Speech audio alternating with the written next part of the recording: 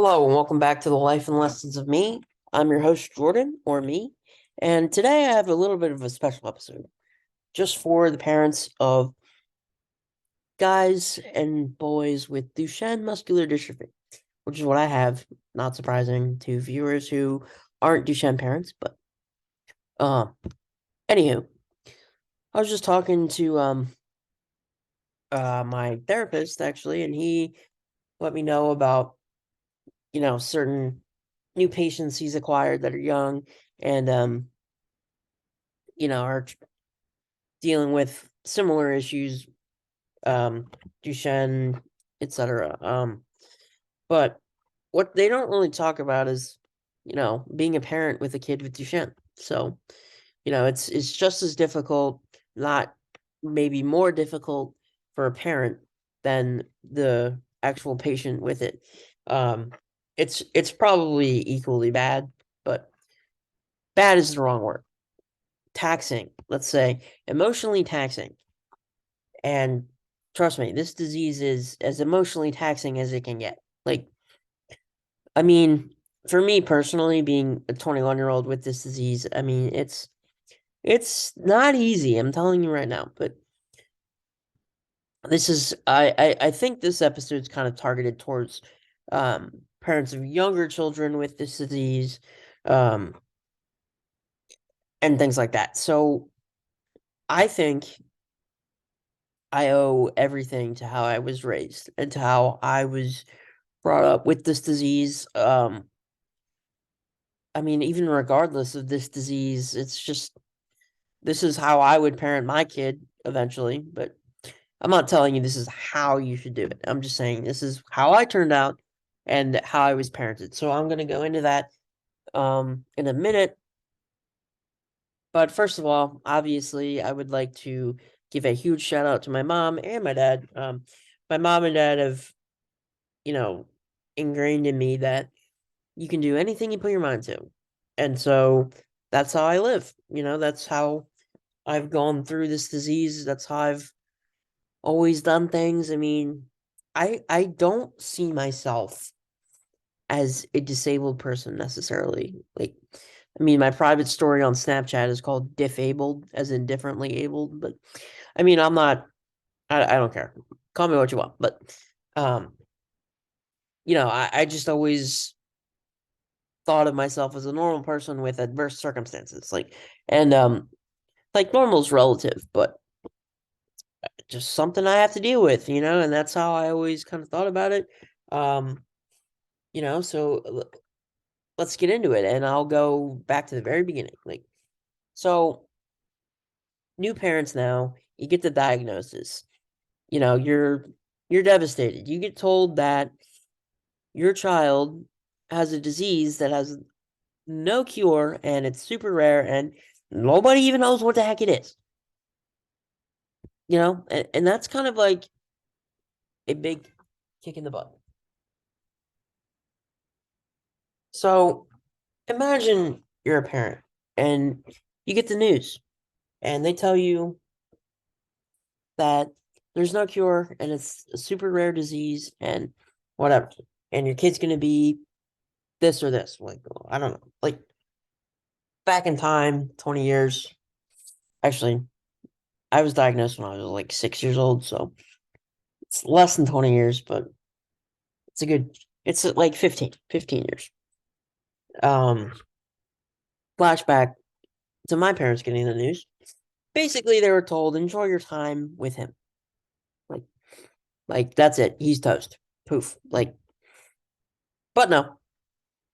And I was not aware of any of this kind of thing. Like, I wasn't aware that this was bad or like whatever. I was just like, who, who knows? I was just getting tested for whatever. But um,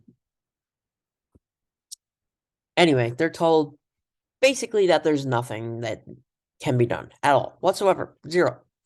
Like mentally speaking, I don't. Emotionally speaking, like I can't imagine yet. Like I just can't. Um, and I don't know that I would want to. So anyway, they're told that. there's all these new drugs coming in the pipeline and like, whatever. Now there's all these drug trials and yeah. So the thing with that is like I didn't know something was wrong until it was obvious to me. Like the nature of this disease is progressive and it takes a toll, but for everyone it's different progression wise. Like for me, I had a relatively normal elementary school experience. Like, I'd play with my friends on the playground. Like, I didn't need any mobility help yet. I was a little slower. I did realize that. And eventually I was told, what I have and all that. And frankly, I do not remember that day at all. Like, I don't remember being ever explicitly told that, this is what I have. I mean, I just don't. I think eventually I realized it when all these doctor's appointments and everything. But you know, when you're a kid, got nothing to worry about. And that's kind of how my parents raised me to be. I mean, when I was younger, I remember just being slow, getting tired easier. Not that much though. Like instead of riding a bike, I had an electric dirt bike, so I could keep up with my friends and all this stuff. Like so, yeah, I had a pretty normal childhood, all things considered. Like, it's just how I was raised. I wasn't raised like, oh my gosh, you need to be protected and wear bubble wrap everywhere you go and blah blah blah. Like, I was raised like, here's a watch, go in the woods, come back at this time. Like, and I never really realized there's anything up, and I credit my parents for that. I mean, when we get into the middle school stuff, that's where it gets interesting. But I had a relatively normal childhood until fifth grade when I definitely noticed I was slowing down. Like I needed a scooter to go longer distances on field trips, like things like that. But I didn't transfer into a chair until I was about 14. It was like November, 8th grade, maybe. Um, and I made the decision to go into the chair because I realized, it's not safe to walk anymore. I'm too weak to do this. Like it's just not safe. It's not feasible. I need to go into the chair. And that was my decision. I was never really like told by my parents, all right, you need this. Like, right? And it's my opinion that I'm not a medical doctor, so it's my opinion that the reason why I was able to walk until I was 14 was because I never had used the scooter for everyday stuff. Like I just used it on field trips and like long distances. And yeah, I mean, I I think that because I didn't go into a chair or a mobility device until I absolutely needed to, like I used to use it to get around the school, but go walk into class and things like that. Um, but yeah, I think maybe one of the reasons kept walking until I was 14 was because I didn't ever use it religiously like that. Like, there's a saying, if you don't use it, you lose it. And that's been a really big thing for me. If you go into a mobility device too early, that's when the bad things start to happen. Like you get stuck in a sitting position, like it's not great. So I feel like in some ways, switching to the chair and using it a lot could actually lead to quicker progression just because you're not using your muscles. Like you're just driving around, like which is fine, but I think you gotta keep your child as independent as possible, eh, so they learn how to be independent. If you're always doing everything for them, and this is just in general, parenting in general in the 2023, like I think parents are afraid to parent their kids. Like one, two, they overparent their kids. Like they do everything for their kid. It's their kid. Why would they not? But I think me turning out how I did was because I wasn't babied like that. I was born in 2002. Maybe the times are different. Like, I don't know, a 10-year-old now, born in 2013. Like, I don't know how you parent that kid, but for me, my independence was always ingrained in me. It was always figure it out. Even if it's difficult, figure it out. And that's how it's always been and will be probably forever. Like, my motto is adapt and conquer. You can use that too. I would. I mean, you have to adapt to your circumstances, obviously, but you can do anything you put your mind to. Like me, I can drive a car. I plan on doing that for as long as I can. But for a lot of people, they don't want to do it. They don't feel like doing it. They just want someone to drive them around. But, you know, in my case, my mom wasn't my primary caregiver. She wasn't babying me. She was delegating things. Like, she gave me enough independence to where I figured out how to do things on my own. Like, and I was always taught adapt, adapt and conquer. Your circumstances don't define you, etc. Like, there are certain things that could only have happened if I was raised how I was. You know, um, I'm handling a lot of the new medical stuff for me, um, making phone calls and doing all this stuff that, you know, parents would typically do for their kids. And now, 21, I know kind of how this insurance stuff navigates and like all this stuff that, you know, a regular 21-year-old probably would not be aware of until they're 26 when they have to start doing it. You know? So it's given me not necessarily an advantage, but look, I know people my age that can't even make a dentist appointment, let alone be calling insurance company and doctor's offices and like make a dentist appointment. Okay? Like, it's not that hard. Like, like, but I do think if I was not raised this way, I would be completely different, completely dependent. And obviously I'm dependent on others because of the nature of this disease. However, I still like doing things on my own. I still like being able to prove to people that I can do this and that anybody dealing with anything can do whatever they put their mind to. You know, don't bring your kid down because the emotional toll on you, they're going to be able to sense it. Like, you have to put on a brave face, and this is just in general like how kids learn. They're watching your every move. They're digesting every little piece of information that they can during the day, and that includes how you act and how you view the world. And so you have to be aware a little bit of your own emotions, and I know that's hard to do, but I again was never really aware of anything until it was obvious to me that there was something going on. And yeah, I think the best thing you can do for your kid in this situation is give them as much independence as they physically can handle. Like, yeah, I was running around with my friends, going out in the woods, doing crazy stuff like a regular kid, and I never really thought about anything other than that. You know, it's like the bliss of being a child. You know, and I think I had enough of that.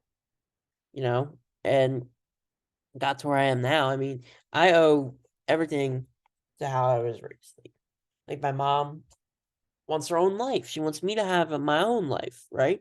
So that's what I'm striving for. And obviously, it's a lot of logistical things and figuring out, like who's going to care for me and whatnot. And that's as an adult. So hopefully, when your little 10-year-old or 8-year-old or however old they are becomes my age, they will have no problems because we are handling it. I got you guys. Like, Trailblazing is my middle name. It's not, but um, all the guys that I know that are my age, we are literally the first guys in a long time to be living life and continuing to live life into our adulthood. And we want to be productive members of society. And it's really insanely difficult to do that. So, you know, at this point, we are definitely working for the younger guys and we are blazing trails and making sure that what we go through does not happen to the next generation of guys with Duchenne. And it's a lot. I mean, there's so many things for so many other disabilities that, you know, doing some of this stuff will benefit in the long run. So that's a huge thing for me. Um, I don't want anyone to really have to deal with anything that I did. Trust me. Um, but that's why I'm here talking to you guys now because I've been through it. I'm still going through it, and yeah, I everything depends on how you're raised, right? You want to raise a kid who eventually becomes into a self-sustaining, you know, adult, and that doesn't happen if you constantly baby your kid and like make sure they're completely fine and nothing ever happens to them bad and blah blah blah. Like you cannot micromanage life. It just doesn't work. It doesn't work. And then you get a dependent kid who just doesn't really aspire for anything. And that's not good. That's not what I want to be. I mean, obviously I'm struggling with that whole being an adult, figuring out what you want to do for the rest of your entire life thing, on top of the other stuff. So yeah, I mean, honestly, like that's the biggest thing for me is making sure that, the next generation does well. Um, so now I would like to segue into the transition from being able to walk and being active and like all this stuff to being in a chair or being in a mobility device or whatever. Like I said before, I think it's important for you to hold out as long as possible because if you don't use it, you lose it, and that's for sure. Like, trust me, I'm in the chair. I stopped walking, went into the chair. Now my contractions in my legs are basically stuck in a sitting position and it's bad.